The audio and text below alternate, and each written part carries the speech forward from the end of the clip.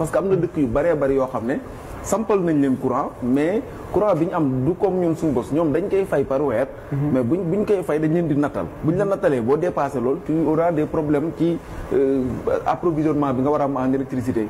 est-ce que jotul aussi ASER wala xaw ma ban direction lay nekk mais récupérer loolu yëpp nga xam ne dañ ko jox ay privé comme man comme Alioune Sow par exemple ñu nekk ci courant bi di ci yëngatu ba pare duñ jox village normal courant. Très bonne question mais dina répondre sa question tout à l'heure parce que jotuma ci tontu. notamment si village yi nga xam ne kër yi dañuy soriantoo. yooyu noonu par exemple soo defee mini centrale solaire c'est très problématique parce que déjà investissement bi dafa lourd. parce que le temps ngay jóge ci benn kër dem ci beneen réseau bi mën na compliqué.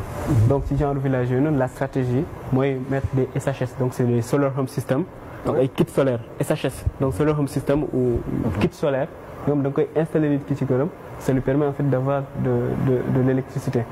Et donc su nekkee village bi globalement kër yi s'orienté woon nañ on met des ni ñu koy waxee des poteaux ou enfin de l'éclairage public à base du solaire donc ay panneaux solaires yi nga xam ne ñoom ñooy éclairer le village donc c'est la stratégie qu'on adopte dans ce genre de village là. En collaboration avec ANER certainement. Justement en collaboration avec ANER. Vous avez bien fait de le préciser. Il faut combien d'habitants pour parler de village?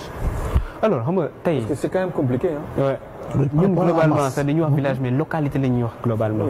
Au niveau national il y a pas un chiffre exact bu ñu arrêté pour dire su ñu amee 100 ménages par exemple on parle de village mais ci structuration village bi la ñuy jël mais on peut pas parler de village si on n'a pas 50. Il y a des petites localités qui font 2-3 petits hameaux. On parle de hameaux et ça arrive globalement da ngay am benn village.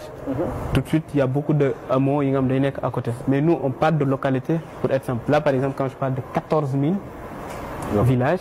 Aberration là c'est plutôt 14 000 localités à électrifier. C'est bon, et ça permet par exemple parce qu'on peut se dire mais attends comment se fait-il que on parle de 14 000 localités qui restent à électrifier et que le taux soit à 65,67%. Et ça s'explique par le fait que tey soo jëlee par exemple la région de Diourbel. On dit que le taux d'électrification rurale est à plus de 90%. Et pourtant le nombre de villages yu ñu électrifié fi noonu on n'a même pas atteint 50% des localités.